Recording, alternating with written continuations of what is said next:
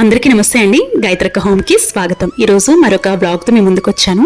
ఈరోజు బ్లాగ్లో సంకష్టహర చతుర్థి జూన్లో ఎప్పుడు వచ్చింది అనే విషయంతో పాటు నాకు తెలిసినటువంటి కొన్ని వంటింటి చిట్కాలు, అలాగే నేను ఉదయం చేసుకునే పనులు మీతో షేర్ చేసుకోబోతున్నాను. వీడియో నచ్చితే లైక్ చేసి మన ఛానల్ని సబ్స్క్రైబ్ చేసుకోండి. మార్నింగ్ లేచి చూసేటప్పటికి బయట అంతా కూడా వర్షం పడుతుంది. ఇక మార్నింగే పూజ అనేది కూడా కంప్లీట్ చేసేసుకున్నాను. నిత్య పూజలాగా చేసుకుంటాను కాబట్టి మార్నింగే పూజ అనేది చేసేసుకుంటానండి.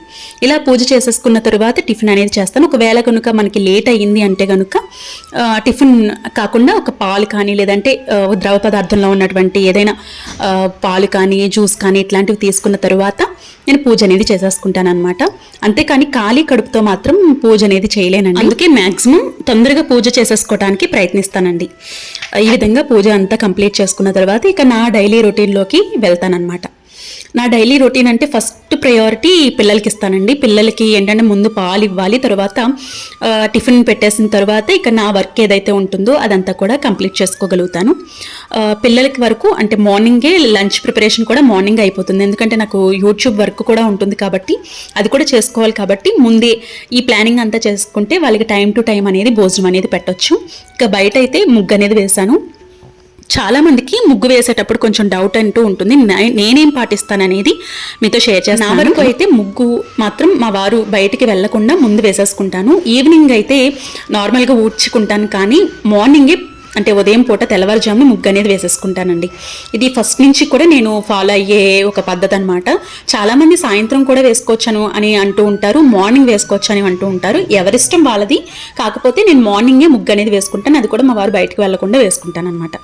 తర్వాత ఇక్కడ నేను తులసమ్మని కూడా పెట్టుకున్నాను కాబట్టి ఎప్పటికప్పుడు క్లీన్ చేసుకుంటూ ఉంటాను అనమాట. మార్నింగే పూజ చేసేసుకుని ముగ్గు అనేది వేసేసుకుని పూజ అనేది చేసేసుకున్నాను. ఇక్కడ ఫ్రంటే నేను చిన్న వినాయకుడిని పెట్టుకున్నానండి. అంటే గుమ్మానికి ఎదురుగా చిన్న వినాయకుడిని పెట్టుకున్నాను. అంటే ఇక తలుపులు తెరవగానే మనకి కృష్ణయ్య అలాగే వినాయకుడు చూడొచ్చు అనమాట. అలాగే తులసమ్మ తల్లిని కూడా చూడొచ్చు. ఎప్పుడైనా మనం గుమ్మానికి సింహద్వారానికి ఎదురుగా తులసమ్మ తల్లి ఉంటే చాలా మంచిది. మన ఇంట్లో ఉన్నటువంటి నెగిటివ్ ఎనర్జీ అంతా కూడా పోయి మనకి పాజిటివ్ ఎనర్జీ అనేది ఉంటుంది. చాలా ప్రశాంతంగా ఉంటుంది. అంతేకాకుండా చాలా రీఫ్రెషింగ్గా ఉంటుంది అనమాట.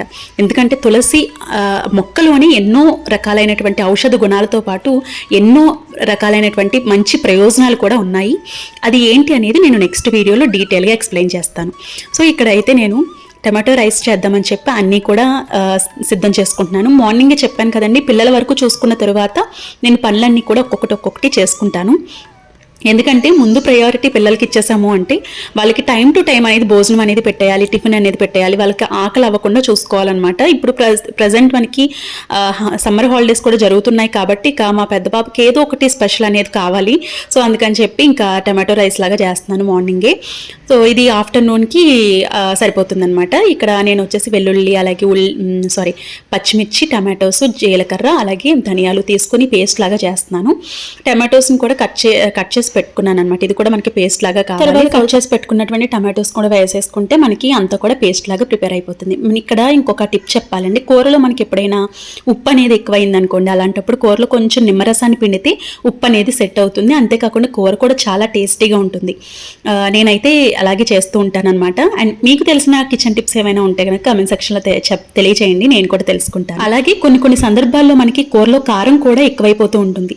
అలా అయినప్పుడు కొంచెం కొబ్బరి పొడిని కనుక వేసుకున్నట్లయితే కారం తగ్గి కూర చాలా కమ్మగా ఉంటుందన్నమాట. కొబ్బరి పొడి ఎప్పుడైనా కూడా చాలా బాగుంటుందండి, మంచి టేస్ట్ని ఇస్తుంది.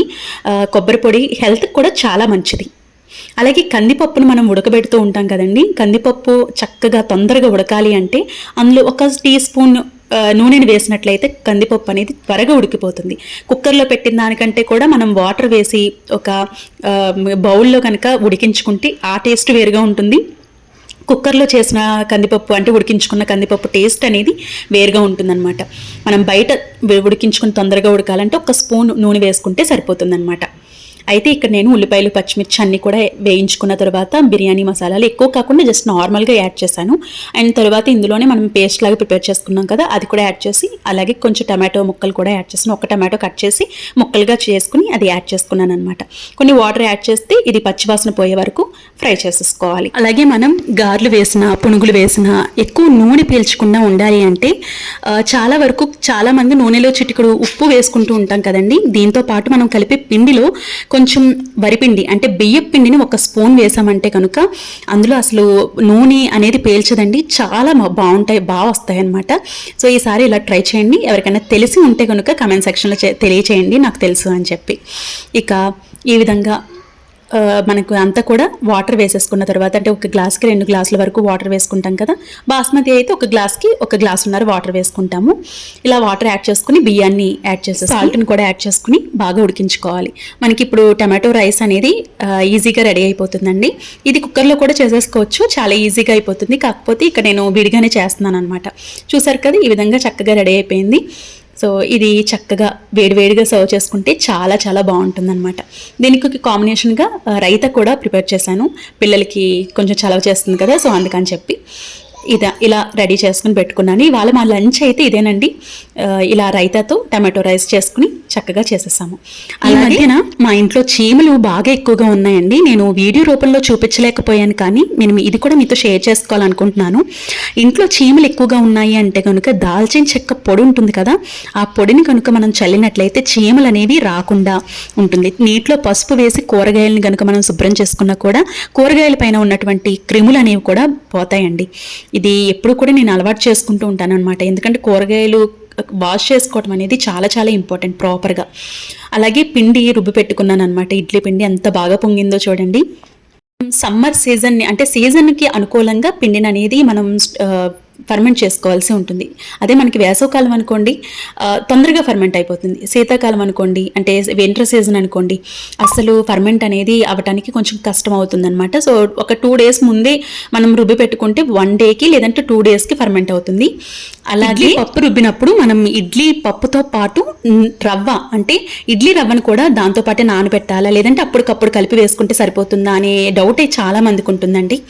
నా వరకు అయితే మాత్రం నేను ఇడ్లీ రవ్వ ఏదైతే ఉంటుందో అది అప్పటికప్పుడు నానబెట్టి కలుపుకుని వేసుకుంటాను. అది సమ్మర్ సీజన్లో.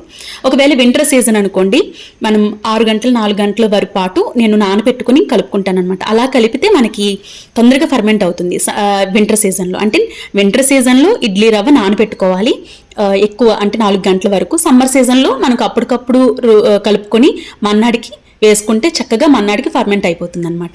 ఈ విధంగా వేసుకోవాలి. అలాగే కొంచెం ఇడ్లీలు వేసినప్పుడు కూడా రేకులకి చక్కగా ఆయిల్ని అప్లై చేస్తే ఇడ్లీలు అనేవి ఈజీగా వచ్చేస్తాయి. నేను అప్లై చేయలేదు, అప్లై చేసుకుంటే ఈజీగా వచ్చేస్తాయి అన్నమాట. నేనైతే నెక్స్ట్ వీడియోలో మనకి ఇడ్లీకి 1 పప్పు, అలాగే దోశలు వేసుకోవటానికి 1 పప్పు కాకుండా మొత్తం ఇడ్లీలు ఒకే పిండితో ఇడ్లీలు వేసుకోవచ్చు, దోశలు వేసుకోవచ్చు, పునుగులు వేసుకోవచ్చు, ఇలా ఒకే అన్ని రకాల బ్రేక్ఫాస్ట్లు చేసుకోవచ్చు. కాబట్టి అది నేను నెక్స్ట్ వీడియోలో మీతో షేర్ చేస్తానండి.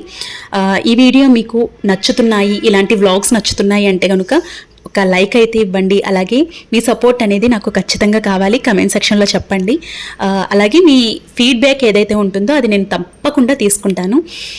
ఇలా ఇడ్లీలు వేసాను కదా, నేను కుక్కర్లో వేస్తానండి, చాలా పర్ఫెక్ట్గా కుక్ అయిపోతూ ఉంటాయి అనమాట. అండ్ తీసిన తర్వాత ఇడ్లీలు అనేవి ఈ విధంగా మన ఇంట్లో ఆడవాళ్ళకి అసలు ఎక్కడా కూడా రెస్ట్ లేకుండా ఎప్పుడూ ఏదో ఒక పని ఉంటూనే ఉంటుంది. కానీ నేను చెప్పేది ఏంటంటే మన మీద మనం శ్రద్ధ అనేది తప్పకుండా పెట్టుకోవాలి. వీక్లో ఒక్కసారైనా కూడా మన మీద మనకి శ్రద్ధ అనేది పెట్టుకుంటే మన మీద మనకి కాన్ఫిడెంట్ అనేది పెరుగుతుంది. అంతేకాకుండా ఏదో ఒకటి నేర్చుకుంటూ ఉండాలండి. ఇంగ్లీష్ అయినా, లేదంటే హిందీ అయినా, లేదంటే డ్రైవింగ్ అయినా, అంటే స్కూటీ కానీ కార్ కానీ డ్రైవింగ్ అయినా ఏదో ఒకటి ఎప్పుడు కూడా లెర్న్ చేస్తూ ఉంటే మనకు అనవసరమైన థాట్స్ అనేవి రాకుండా ఉంటాయి. ఇదైతే మాత్రం నేను ప్రాక్టికల్గా చెప్పగలను. అలాగే మన మీద మనకి కాన్ఫిడెంట్ తెచ్చే విషయాల్లో ఇదొకటి. అలాగే ఇక్కడ నేను కరివేపాకు పొడిని కూడా చేస్తాను. కరివేపాకు పొడి వల్ల హెల్త్ బెనిఫిట్స్ ఎన్ని ఉన్నాయి అనేది నేను నెక్స్ట్ వీడియోలో మీతో షేర్ చేస్తాను. ఇక మనకి సంకష్టహార చతుర్థి తొందరలోనే ఉంది. అంటే జూన్ 2025 సంవత్సరం జూన్లో మనకి శనివారం నాడు 14వ తారీఖున సంకష్టహార చతుర్థి ఉందండి.